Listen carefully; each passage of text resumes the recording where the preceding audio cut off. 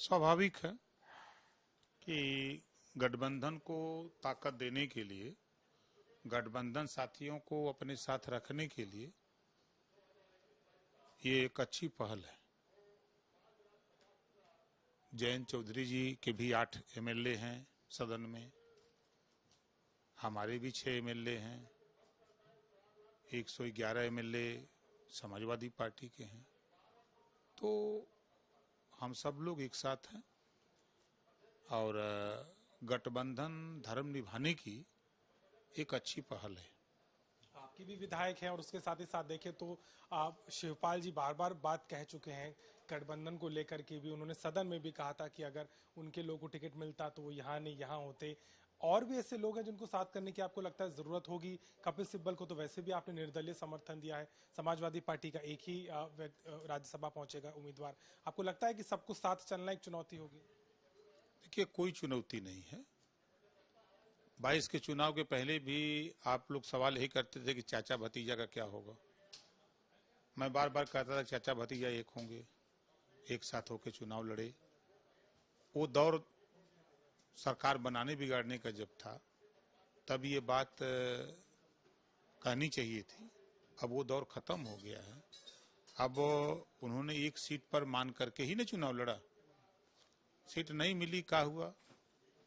अब दूसरा सवाल खड़ा होता है कि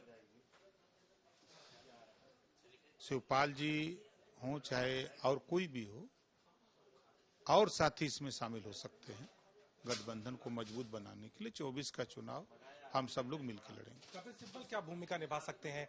आप समाजवादी पार्टी की सदस्यता तो ली नहीं है ना, और किसी सहयोगी दल की ली है। साफ तौर पे कहा कि इंडिपेंडेंट तौर पे जाना चाहते थे, इसीलिए अखिलेश यादव से समर्थन लिया है। उनकी भूमिका इस कोएलिशन में दिल्ली में क्या होगी?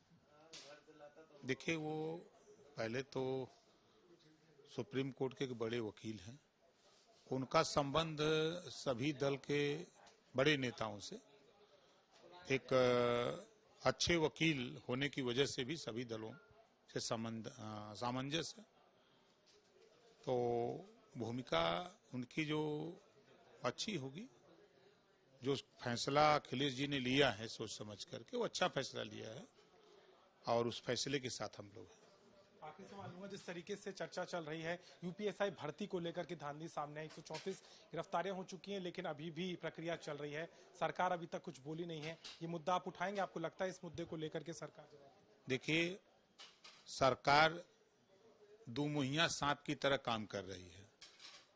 दुमुहिया सांप जानते हैं? कभी इधर चलने लगता है तो फिर रुक करके जब देख लेता कि आगे इधर खतरा है तो फिर इधर वाला मुंह चालू कर देता है। उसी तरह ये सरकार बोलती है। एक तरफ साफ सुथरी छवि की बात करती है, दूसरे तरफ ब्लैक लिस्टेड कंपनियों को भर्ती करने का काम देती है। ब्लैक लिस्टेड कंपनियों को ठिका पट्टा का काम दे रही है। ये सरकार दो तरह की बात कर रही है ना। एसआई की भर्ती, जब ये बात जाहिर हो गई कि एफआईआर हुआ, 134 लोग पकड़े गए, तो एसआई की भर्ती निरस्त होनी चाहिए कि फर्जी हो गया। लेकिन सरकार उस काम को आगे बढ़ा रही है।